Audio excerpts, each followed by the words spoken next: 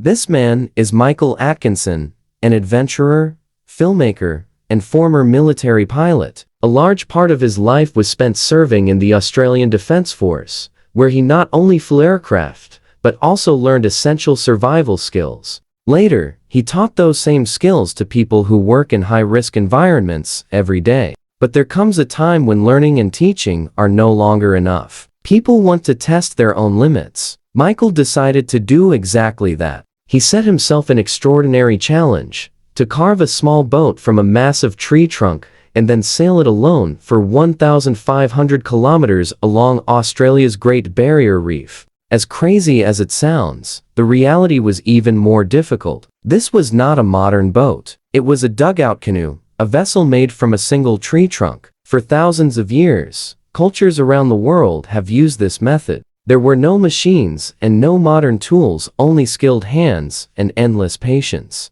Although the process may seem simple, creating a dugout canoe requires incredible precision. The inner wood is carefully removed while keeping the outer shell intact, because that shell becomes the body of the boat that floats on water. And this is where the greatest risk lies. Remove too much wood, and the structure becomes weak. Remove too little, and the canoe becomes too heavy to float properly. Every strike, every cut, and every decision can mean the difference between success and failure. The greatest strength of a dugout canoe is its simplicity. There are no separate parts and no joints. It is carved from a single log. This makes it incredibly strong, durable, and long-lasting. Throughout history, these boats have been used for transportation, fishing, and even warfare. Michael chose an extraordinary piece of timber, a Norfolk pine log weighing nearly 4 tons. Native to Norfolk Island in the South Pacific, this tree is known for being tall,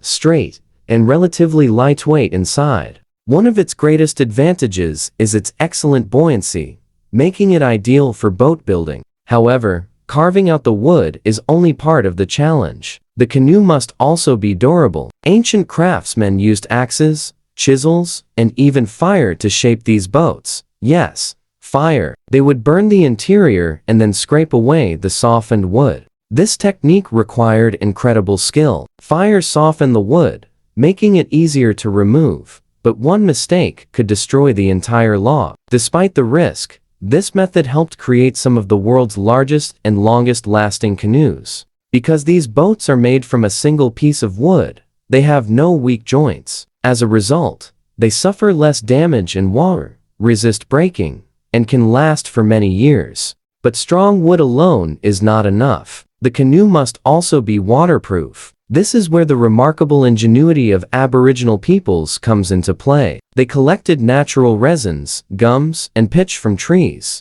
These sticky, waterproof materials were used to seal cracks and gaps in the canoe. The result was a smooth, watertight surface that prevented water from entering while also protecting the wood from rot. This greatly increased the lifespan of the vessel. Yet Michael's project was more than just building a boat. Behind it lies a fascinating historical story, the story of James Morrill, a shipwreck survivor. After his ship sank, Morrill drifted on a raft for 42 days outside the Great Barrier Reef before finally being rescued. Michael wanted to place himself in a similar situation and experience the challenge firsthand. That idea inspired the entire project. For 14 months, he worked using tools similar to those Morrill would have had access to. He wasn't simply building a canoe, he was recreating an experience. His canoe featured a double outrigger design, combining traditional craftsmanship with modern Western techniques. The sail harnessed the power of the wind to move the vessel forward.